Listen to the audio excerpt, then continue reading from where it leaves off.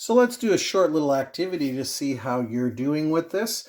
We had looked at the idea of being able to take specific details about an object, in this case a dinosaur tooth, and looking at the shape, that it's peg-like and that it's dull, and that allowed us to group the fact that it was peg-like allowed us to connect that detail to the idea, the concept of saurischian dinosaurs with their peg-like teeth, and that gave us information about the shape of the hip structure, and the fact that it was dull told us that this saurischian dinosaur must have been a herbivore. That allowed us to classify it into the concept of sauropod, which also told us about the shape of its head, or the size of its head, its neck, its tail, how it walked, and the toes. So you can try a couple here.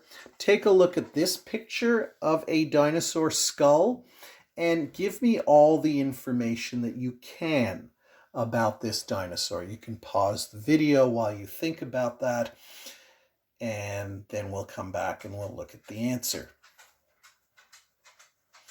So, what can we deduce? Well, there's some obvious details we can note here. We note, this is kind of obvious, the front of the jaw is shaped like a beak. We can see there are no teeth in the front of the jaw. When we look at the teeth, we see that they're broad and flattened.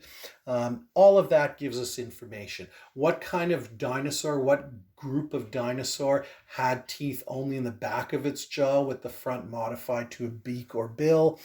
That would be an ornithischian.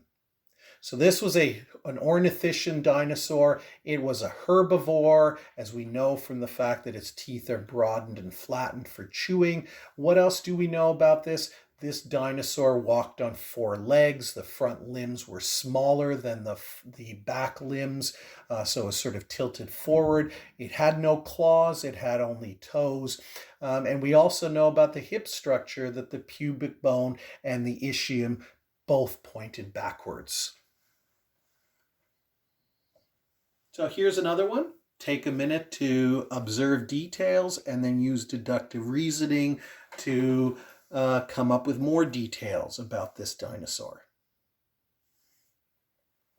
So again, we look at the details and we observe the peg-like, simple peg-like teeth, which tells us right off the bat that this dinosaur belonged to the concept, the idea, the classification of saurischians, the lizard-hip dinosaurs, and then that tells us that the pubic bone had to have been directed forwards rather than backwards, even though we cannot observe the pubic bone here.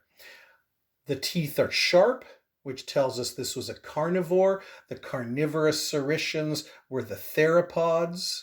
And so we also know from that we can deduce, using deductive reasoning, we can conclude that this dinosaur was bipedal, it had short front limbs, and it had claws at the end of the limbs. Let's do one more. Again, take a minute and see what you can deduce from this.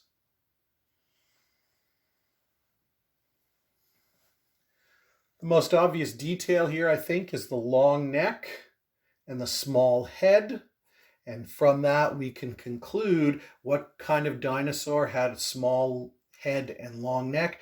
That would be the sauropod, which tells us that this dinosaur was a herbivore. It was quadrupedal with 4 massive legs, each of which ended with 5 toes.